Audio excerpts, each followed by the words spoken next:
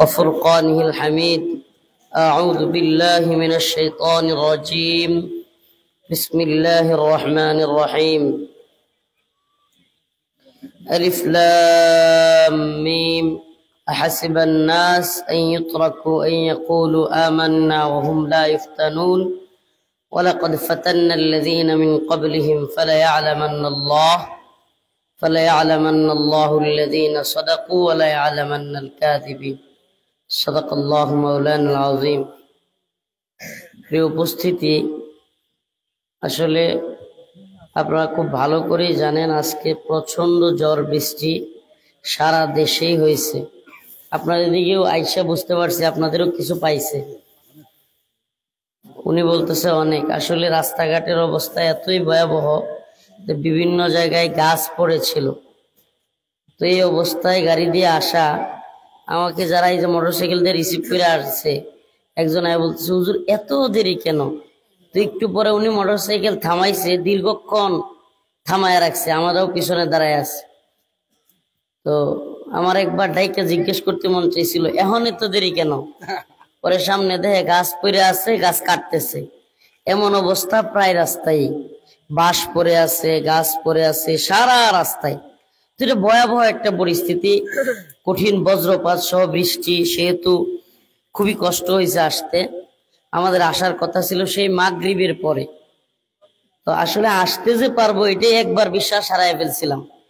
কয়েক জায়গায় দাঁড়ায় থাকতে হয়েছে। এইভাবে বজ্র সহ বৃষ্টি পড়লে এটা কি সম্ভব? রাস্তায় গাড়ি ঘোড়া নাই, এত ভয়াবহ বৃষ্টি। যাক, আল্লাহ পাকের মেহেরবানি, কোরআনে কারীমের একটা আয়াত তিলাওয়াত করেছি। আসলে পরীক্ষা বিভিন্ন দিক থেকে হইতে পারে। আল্লাহ পাক বলেছেন আলিফ লাম মিম আহাসিবান নাস আন ইউতরাকু আন ইয়াকুলু আমান্না ওয়া হুম লা ইফতানুন। আহাসিবান নাস, হে লোকেরা, তোমরা কি মনে করো আন ইউতরাকু, তোমাদেরকে ছেড়ে দেওয়া হবে, আন ইয়াকুলু আমান্না, তোমরা বলবে আমরা ঈমানদার, ওয়া হুম লা ইফতানুন, তোমাদেরকে পরীক্ষা করা হবে না। আল্লাহ বলেন ওয়ালাকাদ ফাতান্নাল্লাযীনা মিন ক্বাবলিহিম, বরং অবশ্যই অবশ্যই তোমাদেরকে পরীক্ষা করা হবে, তোমাদের পূর্ববর্তীদেরকেও। ওয়ালাকাদ ফাতান্নাল্লাযীনা মিন ক্বাবলিহিম, তোমাদের পূর্ববর্তীদেরকেও পরীক্ষা করা হয়েছে। ফালায়ালামান্নাল্লাহু আল্লাযীনা সাদাকু ওয়ালায়ালামান্নাল কাযিবিন। অতএব হযরত আদম আলাইহিস সালাম থেকে নিয়ে পয়গম্বর সরদারে দো আলম মুহাম্মদ আরবি সাল্লাল্লাহু আলাইহি ওয়াসাল্লাম পর্যন্ত সকল পয়গম্বরদেরকেই পরীক্ষা করা হয়েছে। হয়েছে না হয় নাই? নবী ইউসুফ আলাইহিস সালাম মিথ্যা অপবাদ পেয়ে জেলে পর্যন্ত গেছেন, যায় নাই? তো এই যুগের আলেম উলামারাও মিথ্যা অপবাদ নিয়ে জেলে যাবে, এটা তো অস্বাভাবিক কিছু না। বাকি আল্লাহ পাক অপবাদকারীদেরকে লাঞ্ছিত করবেন, আর যিনি অপবাদ যার নামে দেয়া হবে তাকে আল্লাহ পাক সম্মানিত করবেন। এটাই বাস্তবতা। আমরা কি দেখছি? গত 2 দিন যাবত আমরা দেখতে পাচ্ছি যাকে অপবাদ দিয়ে দীর্ঘদিন কারাগারে নির্যাতন করা হলো, সেই ব্যক্তিকে আল্লাহ পাক এমন সম্মান দিয়েছে যে বর্তমান বাংলাদেশে সত্যিকার অর্থে জনপ্রিয়তার দিক থেকে চিন্তা করলে, সম্মানের দিক থেকে চিন্তা করলে, শেখুল হাদিস আল্লামা মামুনুল হকের মতো জনপ্রিয় কোন ব্যক্তি বাংলাদেশে নাই। এটা আমার কথা নয়, এটা সারা দেশে মানুষ দেখতেছে, বুঝতেছে যে আল্লাহ পাক আরো বেশি সম্মান দিয়েছেন।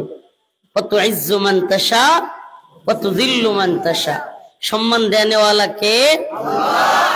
লাঞ্ছিত করার মালিক কে? আলেমদেরকে নির্যাতন করে, কারাগারে বন্দী করে, অসম্মান করে আলেমদের সম্মানের বিন্দু মাত্র ক্ষতি করা যায় নাই, বরং আল্লাহ পাক তাদের সম্মান আরো বাড়ায়া দিছেন। কথা বল, বাড়ায়া দিছেন কিনা? প্রিয় ভাইরা আমার, বন্ধুগণ আমার, এই জন্য বলি আমাদেরকে উলামায়ে কেরামের পাশে থাকতে হবে। এ জাতির আজ বড় ক্লান্তি লগ্নে আছি আমরা। আজ হিন্দুত্ববাদী সন্ত্রাসীরা আমাদের মুসলিম ভাইদেরকে নির্যাতন করে হত্যা করতেছে। শুনতে অবাক লাগে। এটা কিন্তু গুজরাট নয়, এটা কাশ্মীর নয়, এটা আরাকান নয়, এটা আপনার আমার শাহজালাল মুজাররাদ ইয়ামিনীর সোনার বাংলায় ঘটতেছে। কল্পনা করা যায়? হিন্দুত্ববাদীরা এটা গুজরাট না, এটা কাশ্মীরও না, এটা আরাকান না, এটা আপনার আমার শাহজালাল মুজাররাদ ইয়ামিনীর বাংলাদেশে পরিকল্পিতভাবে, এমন না যে হঠাৎ করে মারামারি লাগছে, দৌড়াদৌড়ির মধ্যে একটা খুন হয়ে গেছে, পরিকল্পিতভাবে বেঁধে রেখে মুসলিমদেরকে হত্যা করা হয়েছে।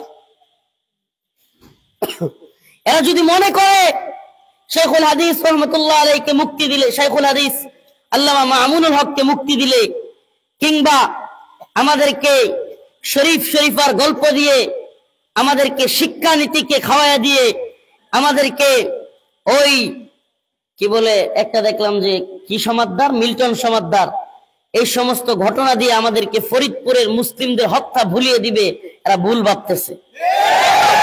আমি তো স্পষ্ট বলি, যদি মুসলিমদের হত্যার বিচার অচিরে না করা হয়, যদি ফরিদপুরের সেই সন্ত্রাসীদেরকে গ্রেফতার করে এদেরকে ফাঁসিতে ঝুলানো না হয়, আমরা বসে থাকবো না। আমরা অর্ডার দিচ্ছি মুসলিম তাওহীদি জনতাকে, এদেরকে যেখানে পাওয়া যাবে পিটায়া তক্তা করে দিতে হবে।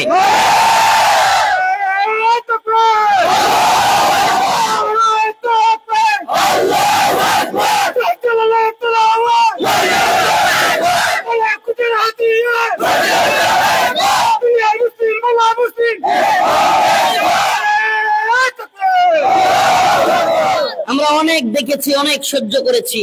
আমি তো বলি যে এরা যদি আইনের আওতায় না আসে, তাহলে যেন এরা জীবন ভর আত্মগোপনে থাকা লাগে, আর মাথা বাসায়া জীবনে কোনদিন আর মাথা বাসায়া জমিনে চলাচল করতে না পারে। এই মোবাইলটা বক্সের সামনে থেকে সরান, মোবাইল সরান বক্সের সামনে থেকে। এই সবাই কথা বলবেন না।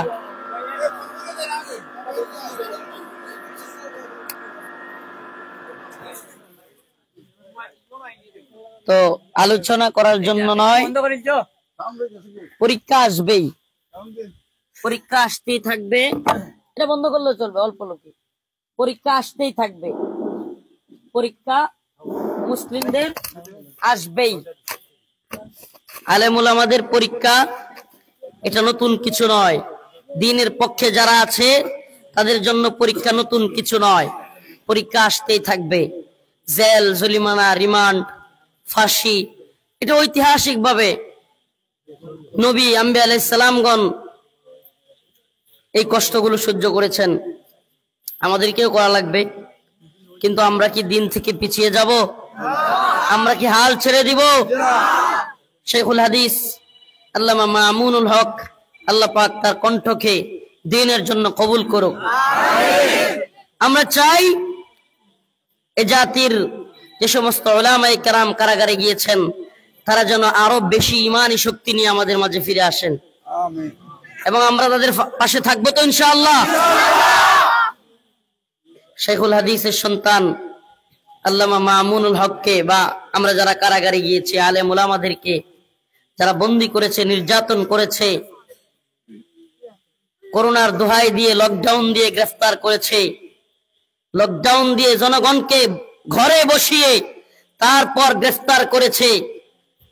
আপনাদের কাছে জানতে চাই, শাহজালাল মুজাররাদ ইয়ামিনীর ভূমির মুসলমান, আবারও যদি অবস্থা হয় বাংলাদেশে কোনো আলেমদেরকে যদি গ্রেফতার করতে চায়, আপনারা কি চুপ করে বসে থাকবেন? এ বাংলার যুবকদেরকে বলবো, উলামায়ে হক্কানির সাথে থাকুন। উলামায়ে হক্কানিকে যদি আবারও গ্রেফতারের পায়তারা করা হয়, আবারও যদি শেখুল হাদিসের সন্তান আল্লামা মামুনুল হককে কেউ গ্রেফতার করবার হিম্মত দেখায়, বাংলাদেশকে অচল করে দিতে হবে ইনশাআল্লাহ। আল্লাহ পাক আমাদের সবাইকে দ্বীনের ঝান্ডা নিয়ে সমস্ত পরীক্ষায় উত্তীর্ণ হওয়ার সুযোগ করে দিন ইনশাআল্লাহ। সিজনাল প্রোগ্রাম যখন হবে, এটা আসলে কোনো মাহফিল ছিল না, আমি তাদেরকে বলছিলাম যে সাধারণ প্রস্তুতি নিয়ে একটু প্রস্তুতি সভা, যেহেতু সুনামগঞ্জে আসা হয় না, সুনামগঞ্জে যেতে পারতেছি না, আপনারা একটা প্রস্তুতি সভা করেন, তাহলে বুঝবো যে আগামীর মাহফিলটাও করতে পারবেন। তো সেজন্য আল্লাহ পাক এই প্রস্তুতিকে কবুল করুক, জোরে বলেন আমিন। 4 বুঝিনি 7 জানুয়ারি প্রোগ্রাম যেটা সেট হয়েছে 7 জানুয়ারি আগামী 7 জানুয়ারি। আজকে তো অনেক লোক ছিল ভাই, অনেক ছিল, কিন্তু হাজার হাজার মানুষের সমাগম করছে, প্রচুর মানুষ ছিল। আপনাদের এটা তো 2 দিন না? 6-7 আমি এখনই জানাচ্ছি না, আমি জাস্ট 2 দিনের একদিন একটু পরে আপনাদেরকে জানাবো ইনশাআল্লাহ। আল্লাহ পাক আমাদের সবাইকে কবুল করুক, জোরে বলেন আমিন। আসলে সাক্ষাৎ করে গেলাম, এটাই হলো অনেক বড়। বাকি অনেক লোক ছিল সেটা আমরাও বুঝি, কিন্তু আপনাদেরও বুঝতে হবে। কাল বৈশাখী সারা দেশে গিয়েছে, সারা দেশে ভয়াবহ বজ্রপাত সহ বৃষ্টি হয়েছে। স্বাভাবিকভাবে আমার আম্মা অনেক পেরেশানিতে বারবার ফোন দিচ্ছে। বজ্রপাত হইলে এইসব গাড়িগুলো হলো, এইসব গাড়িগুলোর মধ্যে যে মেশিন থাকে বা এগুলোতে আরো বজ্রপাতে ঝামেলা বেশি, তো রাস্তায় বের হওয়া খুবই কঠিন। তারপরে আসলাম। আল্লাহ পাক আমাদের এই কষ্টকে দ্বীনের জন্য কবুল করুক। ওয়া আখিরু দাওয়ানা আলহামদুলিল্লাহি রাব্বিল আলামিন। আসসালামু আলাইকুম ওয়া রাহমাতুল্লাহ।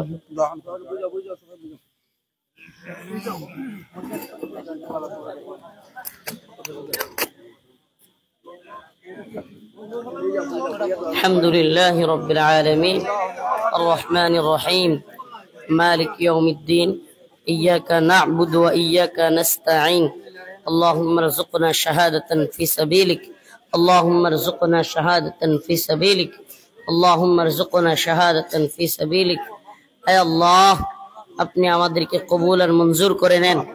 আয় রব্বুল আলামিন, আল্লাহ আপনি আমাদের দোয়াকে কবুল আর মঞ্জুর করিয়া নেন।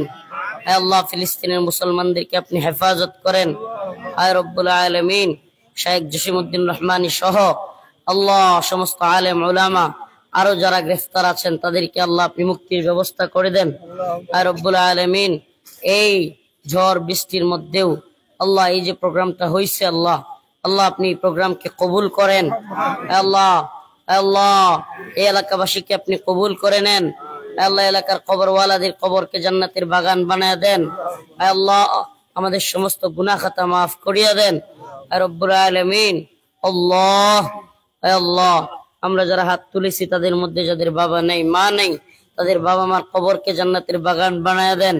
রব্বুল আলামিন, আল্লাহ আমাদের গুনাহগুলি মাফ করে দেন। সুবহান রাব্বিকা রাব্বিল ইজ্জাতি আম্মা ইয়াসিফুন ওয়া সালামুন আলাল মুরসালিন আলহামদুলিল্লাহি রাব্বিল আলামিন। আসসালামু আলাইকুম, আমি শেখ আব্দুল নবী সাহেব, সদর জমিয়তের ছেলে, হবিগঞ্জেতে আসছি।